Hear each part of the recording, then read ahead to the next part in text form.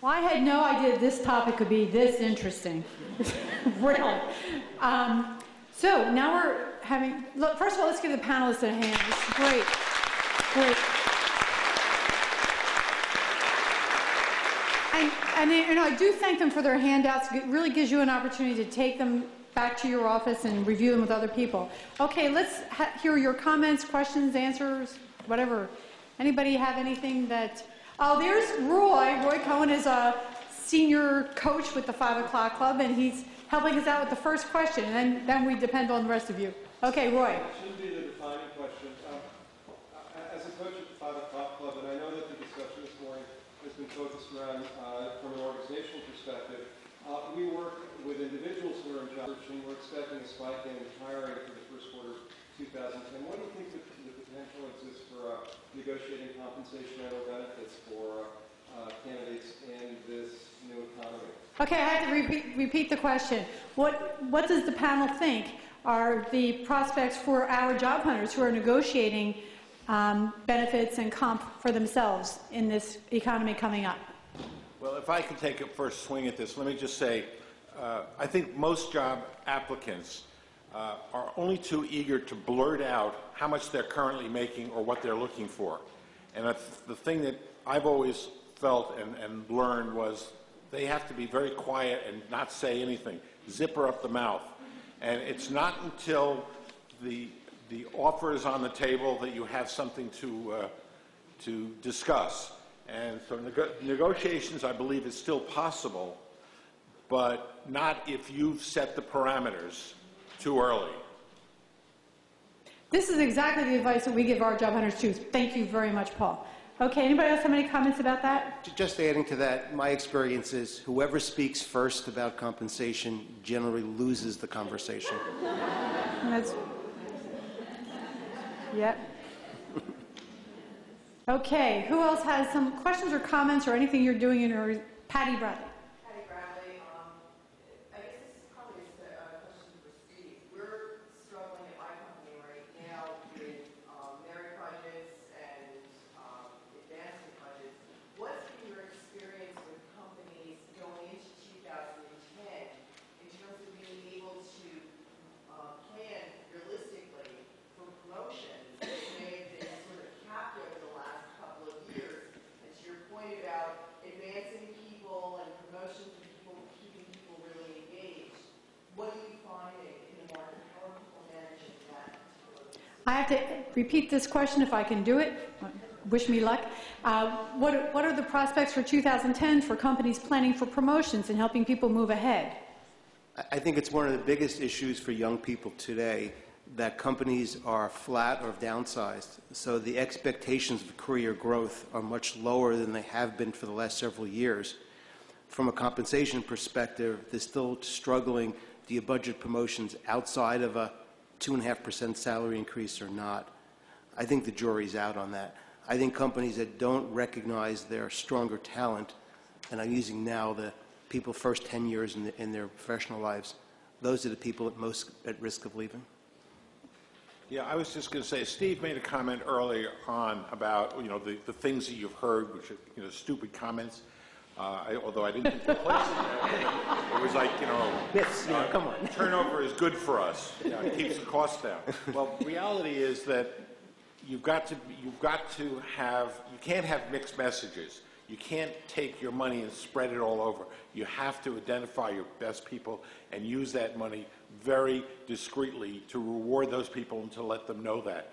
Because turnover is down across the board for most organizations because of the recession, because people, the old expression, the devil I know is better than the devil I don't know, and I'm afraid to move. The fact is that once the economy turns, and it's going to be a while, it's not going to happen overnight, but somewhere in the next 18 to 24 months, we will be back to this thing where the companies are hiring again, and people who are there who have been dissatisfied and it's been festering are going to leave. So I think, and that's usually your best people. So what we need to do is to make sure that we have a way to identify those people and hang on to the best ones. Yeah, I just want to say, ironically, at the 5 O'Clock Club, we see a huge surge in attendance when the economy improves, because people just say, oh, I'm sick of these people. now I can move on. Anybody else have a comment up there? Okay, what other, yes, what is your name and organizational affiliation, if any? Liz Robinson, Brewer College, part of the community. So first a comment and then a question. On many applications, you have to put down what your current salary is, and you have to sign that that application is accurate. So I don't know how that equals up with, don't put your number. Okay, let me just answer this question right now. Just, some applications require that you put down the name of your salary. Rob, would you like to answer that? I would avoid putting down the name of your, put down the salary on the application. Leave it open. It's a bureaucratic thing that they don't even question a lot of times. You just leave it off. If they push you, they force you. You know what I just want to say? If we could just, most of our job hunters are not filling out applications. Our job hunters are told, get in some other way so that they don't have to go through all of this. But Humanly, you couldn't do that, but my comment, my question to Paul is, so the businesses avoided the rules, the government isn't competent to make rules, who should make the rules? Well, truthfully, the government makes the rules. There's no question about it, whether they're incompetent at doing it or not. The reality is, nobody is ever going to tell them not to do those. What we hope that they're doing is that they're listening, and I'm not sure that they are right now very well, because we've seen some of the comments, like increase the tax on the AIG people by 90%, and that actually passed the House. I mean, that was ridiculous. So that didn't take into consideration that those same people have New York, Connecticut, New York City taxes and everything else. So it's crazy. I think what it is we have to make sure that we help to put the right programs in place, that we don't abuse our privileges as HR people so that maybe there's less of this stuff out there. Let me give you an example. One of the things that we have put into all incentive plans that we have designed over the last, I'd say 5 years, is something called a circuit breaker, or people call it an on-off switch or a toll gate or something. In effect, it says that if under certain circumstances they have not met certain minimum standards, regardless of what the individuals did, regardless of all the goals that they've met, if they have lost, as a bank, they have lost their accreditation. 124 banks did so far this year. Or if they are in a financial tailspin, they can't pay out anything. So clawbacks, getting the money back, is one thing, but cutting it off and not giving it out in the first place is even more important. So I think if we do the right thing and do what makes our mother proud, then I think we're in good shape. Yeah, just adding to that, it's an interesting issue of nomenclature. According to Secretary Geithner, bonuses are bad, but incentives are okay. So I encourage everybody to change your variable pay plan to be an incentive plan. oh, that's so funny. Does anybody have any comments about 401ks and all of that sort of thing? Any questions about any? Are you all okay? Yes, and what is your name and organizational affiliation? My name is Deborah Such, and I'm a global director for an international market research firm. And my question is to Joan in regard to the qualified plans that you had mentioned, some of the new ones. If it's the qualified automatic enrollment, do you have to match on that, or can you write the amendment and you accept that to not have matching? The question is for the qualified automatic enrollment, do you have to have matching? Joan. For the qualified automatic enrollment, do you need to have like a profit share, like a percentage? Is that what you're saying? That's right. Do you have to have an employee or a percentage? Is that what you're asking? Does the employer have to match? Matching contribution on that. I'm looking that up. Yes, you have to have a minimum, not a match, you have to have a minimum contribution. But employers don't have to match ever, right, on 401ks? No, let me step back. You don't have to, first of all, you never have to have an automatic contribution arrangement at all. I mean, that's something, all you're doing is, what you're trying to do is help yourself pass the discrimination testing. That's what you're really doing that for, because you make if you have a QACA, you automatically get the pass on the ADP-ACP test.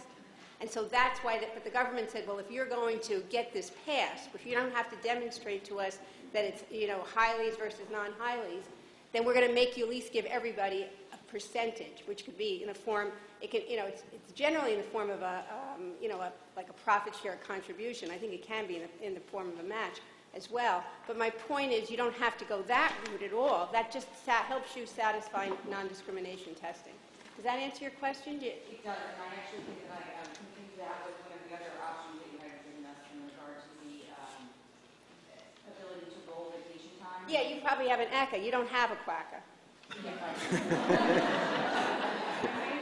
Yeah, or you know, you might, you know, that's probably what you, in other words, and that's what the confusion is. There's so many acronyms and there's so many choices.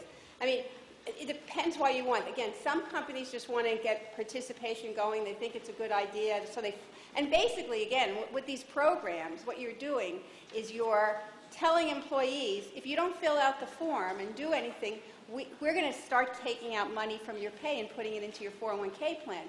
But those individuals can stop that at, you know, they can stop that at any time by filling out the form and putting it down to zero. They don't want to contribute. Listen, you know, we're going to have to end here. But first of all, let's give a round of applause for our audience, and for our speakers, and for our job hunter reports.